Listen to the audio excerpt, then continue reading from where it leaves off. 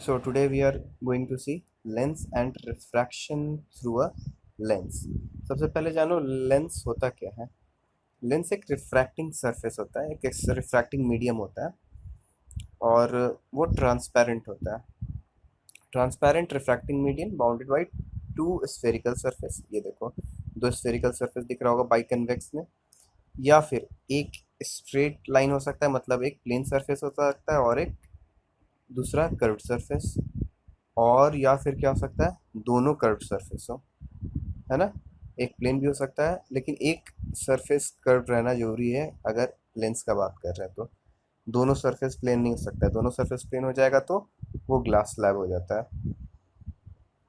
दो टाइप का लेंस होता है, एक होता है कन्वेक्स और एक होता है कनकेव। ये जो दिख रहा है दिस इज कन्वेक्स। कनकेव कैसा होता है, ऐसा कनकेव होता है, ये होता है ऐसे कनकेव। तो कनकेव और कन्वेक्स ये दो टाइप का लेंस होता है। इनमें से जो कन्वेक्स लेंस है it acts as converging lens, मतलब if the incident ray hits one refracting surface, it gets converged at a point. So this convex lens is acting as a converging ray because it is converging the ray of light, sorry beam of light. दूसरा है तुम्हारा concave. Concave concave क्या करता है, diverging lens का काम करता है। तो ये कनकेव और कन्वेक्स में कंफ्यूजन बहुत होता है, तो इसको याद करने का एक तरीका है। जो तुम्हारा कन्वेक्स है तो कन्वेक्स हमेशा कन्वर्जिंग ऐसा एक्ट करेगा। देखो कन्वेक्स लिखने से पहले वी ई तक जाओ, बस एक्स हटा दो। एक्स हटा दोगे तो क्या, कन्वर्जिंग। कन्वर्जिंग है ना। कन्वेक्स से ही एक्स हटा के R G I N G जोड़ दोगे तो कन्वर्जिंग हो जाएगा। तो ये याद करने का तरीका हो गया कि कन्वेक्स कन्वर्जिंग है। दूसरा बात कि जो कन्वेक्स होता है या फिर कन्वर्जिंग लेंस होता है that can also be of three types. By convex मतलब दोनों सरफेस उसका कर्व सरफेस है। प्लेनो कन्वेक्स मतलब एक प्लेन और दूसरा कन्वेक्स सरफेस है। और तीसरा कनकेवो कन्वेक्स। ध्यान रखना कनकेवो कन्वेक्स, कन्वेक्स बाद में है। तो ये क्या होता है कि एक कनकेव होता है और दूसरा कन्वेक्स होता है। इसमें कनकेव कौन सा है, ये राइट साइड वाला कनकेव है और लेफ्ट साइड वाला कन्वेक्स है। तो ये होता है तुम्हारा टाइप्स ऑफ कन्वेक्स लेंस। अब हम लोग देखेंगे कनकेव लेंस यानी कि डाइवर्जिंग लेंस। ये भी तीन टाइप का होता है, जैसे कन्वेक्स था, biconcave, plano concave and convexo concave. ध्यान रखना इसमें कन्वेक्सो कनकेव है, मतलब कनकेव बाद में आया हुआ है, ये पहले वाले से अलग है। अब देखो इसमें एक और चीज़ है, इफ वन सेकेंड, इस पॉइंट पे देखोगे तो कनकेवो कन्वेक्स और कन्वेक्सो कनकेव इन दोनों के बीच में डिफरेंस दिया हुआ है। तो कन्वेक्स कनकेवो कन्वेक्स जो होता है इट एक्ट्स एज कन्वर्जिंग। जैसा कि पता है कि सारा कन्वेक्स लेंस क्या होता है, कन्वर्जिंग। और जो कन्वेक्सो कनकेव होगा it will act as concave है ना, तो ये डाइवर्जिंग होगा। बस यही डिफरेंस है कनकेवो कन्वेक्स और कन्वेक्सो कनकेव में। फिर हम लोग देखेंगे action of a lens as a set of prism. क्योंकि स्फेरिकल मिरर को एनालाइज करना थोड़ा मुश्किल होता है, तो हम लोग क्या करते हैं, for simplicity we will convert this spherical lens into a set of prism and slab. तो ये दिख रहा होगा, ये कनकेव लेंस का ये स्लैब जैसा एक्ट करता है और टॉप वाला प्रिज्म और नीचे वाला प्रिज्म। और कनकेव लेंस में बीच वाला लेंस जो है वो स्लैब का काम करेगा and top two lens will act as prism, because we all know that prism and glass slab both are refracting surfaces and so is the lens. अब देखो ये जो कन्वेक्स लेंस है, ये convex lens diverging sorry converging का काम क्यों करता है, because we know that a prism sorry we know that when a ray of light hits one refracting surface of a prism it gets deviate towards the base, of the prism, ये prism के साथ होता था. Similarly in lower prism also, when a incident ray parallel to principal axis hits the refracting surface, it will get converge towards the, sorry, it will get it will deviate from towards base of the prism, and so this and this, these two ray will act as converging rays. Now in the case of concave lens, in this the top two prisms, sorry, one at the top and other at the bottom, these two prisms are inverted. It means base is at the top, so when a ray of light coincides the refracting surface, it gets deviated towards the base of the prism, and the emergent ray will be diverging. These all the rays will be diverging, but in the middle we are having a glass slab, and we all know that when a perpendicular ray of light incidents on the glass slab, it passes through that glass without getting deviated.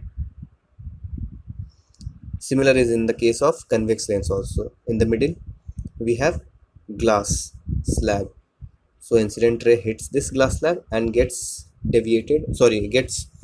out of this glass slab without any deviation. देखो ये है तुम्हारा convergent action of a convex lens, इसे वो कहते हैं convergent action of a convex lens. और concave lens का क्या होगा? Divergent action. Divergent action of a concave lens, ये देखो दिख रहा होगा. Now we will see some technical terms related to a lens. हम लोग ये चीज़ स्फेरिकल मिरर में भी पढ़े थे क्लास 9 में. अब हम लोग सेम टर्म को लेंस के रिस्पेक्ट में देखेंगे. Centre of curvature. Centre of curvature क्या होता है? जैसा कि तुम लोग यहाँ पे देख रहे होगे, a lens is made up of two curves, that is one at the left and the other is the on the right side. और ये दोनों जो कर्व है that is a part of a circle. ये हो गया तुम्हारा एक सर्कल और ये तुम्हारा दूसरा circle. So these two circles will have a center, and this center is called center of curvature. Similar will be in the case of concave lens also. We are having two surfaces, two curved surfaces. So each surface will be part of a circle, and the center of each circle will be called center of curvature. So every lens will have two center of curvature. Now we will move to radius of curvature. So if the lens is made up of two circles, so the radius of each circle will be the radius of curvature. So as we have seen that there are two center of curvature, so we will also have two radius of curvatures. Now in the case of thin lens, in thin lens this point P1 and O, these 2 points are almost lying on the single plane. यानी कि जो OP1 CP1 है और OC1 है, ये दोनों distance almost same होगा.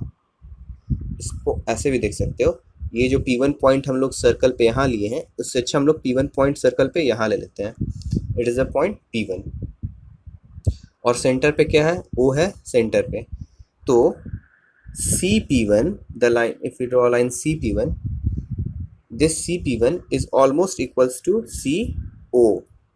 ये दोनों लाइन ऑलमोस्ट सेम है in case of thin lens, है ना. इसीलिए हम लोग ऐसा भी कह सकते हैं कि जो सेंटर ऑफ कर्वेचर और ऑप्टिकल सेंटर, ये ओ को क्या कहते हैं हम लोग? Optical centre. ऑप्टिकल सेंटर और सेंटर ऑफ कर्वेचर के बीच के डिस्टेंस को हम लोग रेडियस ऑफ कर्वेचर बोलते हैं. In case of thin lens, thick lens में ऐसा नहीं होगा. Similarly in convex lens also distance between center of curvature and optical center. The distance between these 2 points will be called as radius of curvature. If these two radius of curvatures are equal, then this prism will be called as equiconcave lens, and this prism will be called as equiconvex lens.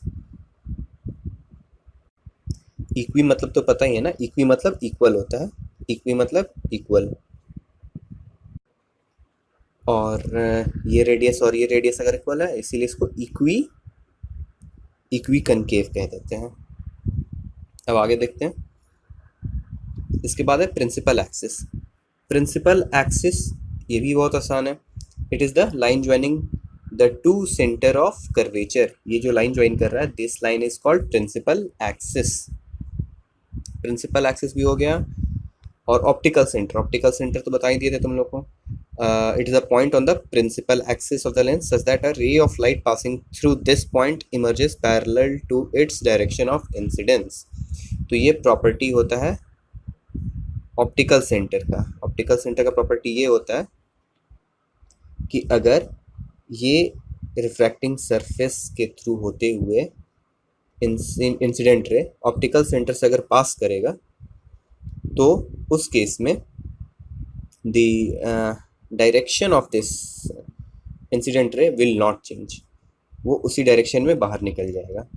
लेकिन एक चीज़ का ध्यान रखना है यहाँ पे कि incident ray ये जब ऑप्टिकल सेंटर को हिट करेगा तो पहली बात कि it appears to hit the optical centre, क्योंकि जैसे इंसिडेंट रे यहाँ आ रहा है तो पहले वाले सरफेस पे, इस सरफेस पे पॉइंट क्यू पे तो रिफ्रैक्शन हो जाएगा। तो रिफ्रैक्शन के बाद जो लाइट है वो ओ को ना हिट करके अब थोड़ा बगल से निकल जाएगा और कहाँ हिट करेगा, आर को हिट करेगा। अब आर को हिट करने के बाद फिर से वो रिफ्रैक्शन होगा आर पॉइंट पे और वो फिर से इमर्ज करेगा एज आर एस। तो हम लोग ग्लास स्लैब में पढ़े थे ना कि ये ग्लास स्लैब से अगर एक रे हिट करता है एक सरफेस पे तो दूसरे सरफेस पे क्या हम लोग को मिलता है, लैटरल डिस्प्लेसमेंट, मतलब वो हल्का अलग यहाँ से निकलता है। तो ये जो डिस्टेंस था perpendicular distance, this was called as lateral displacement. तो सेम चीज़ यहाँ पे होता है अगर ऑप्टिकल सेंटर से if incident ray appears to pass through a optical centre of the lens. Similar case concave lens में भी होगा। PQ light, it appears to pass through point O and it emerges as RS, which is at certain displacement from PQ से थोड़ा सा lateral displacement इसका हुआ रहता है। तो इस lateral displacement को हम लोग सिर्फ थिक लेंस में ऑब्जर्व करते हैं। देखो लिखा हुआ है ना थिक लेंस। थिन लेंस में क्या हो जाता है, थिन लेंस में ये lateral displacement बहुत ही कम हो जाता है। हम लोग lateral displacement में पढ़े भी थे। lateral displacement in glass lab, we studied that as the thickness of glass increases, lateral displacement also increases. So in case of thin lens, lateral displacement is so small that we ignore that displacement, and so optical center of a thin lens is a point on the principal axis such that a ray of light directed towards it passes undeviated.